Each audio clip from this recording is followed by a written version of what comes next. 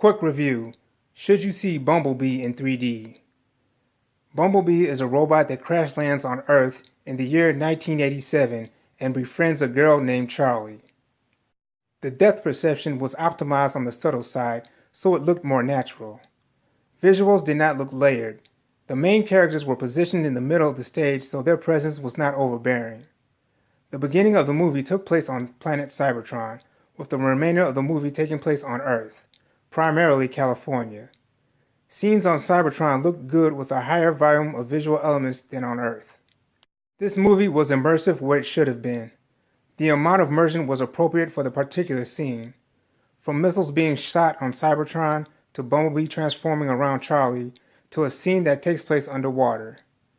Not all scenes are immersive, which is justified by the fact that some scenes take place at Charlie's home or other open areas that had no major action taking place. This movie was engaging when the action was present. There are some parts in the middle where there is not much action in relation with Charlie, as when she first encounters Bumblebee and deals with her personal problems. Bumblebee has an extra mask that pulls over his face when he scans an area for intel. When the outside world is shown from his point of view through the mask, you see a HUD display composed of hexagons, resembling a honeycomb.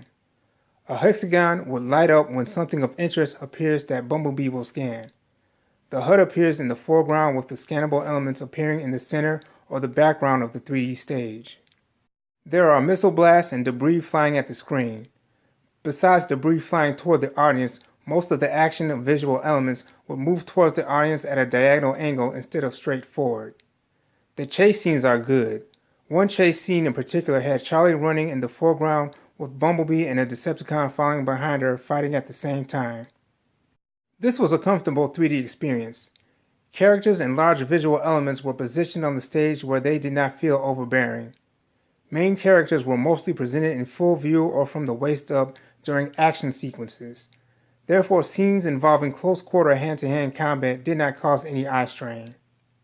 Fast actions viewed at acceptable distances allowed me to enjoy the 3D experience. There was not an overabundance of visual elements in a given scene, so I felt no fatigue. I experienced no motion sickness nor any disorientation. There was no strobing. One complaint I had about this experience is ghosting, when images of small light don't converge as one when viewed through 3D glasses. It seemed like I had double vision. I have noticed this in other movies, but it seemed more prominent in this one. Just to be sure, I moved up and down different rows and had the same result. I even moved to the side of the theater to see if the depth perception changed, but the result was consistent, so it was the movie, not just me or where I sat. As a standalone movie, Bumblebee is good. As an adaptation from the Transformers franchise, it is just okay. It is better than the last series of movies directed by Michael Bay. Unfortunately, just like the previous movies, Bumblebee loses his voice and has to resort to communicating with people through radio broadcasts. I wouldn't say this is a must-see at the movie theater since the action slows down in the middle of the movie. However, the action is great when beheld on the big screen.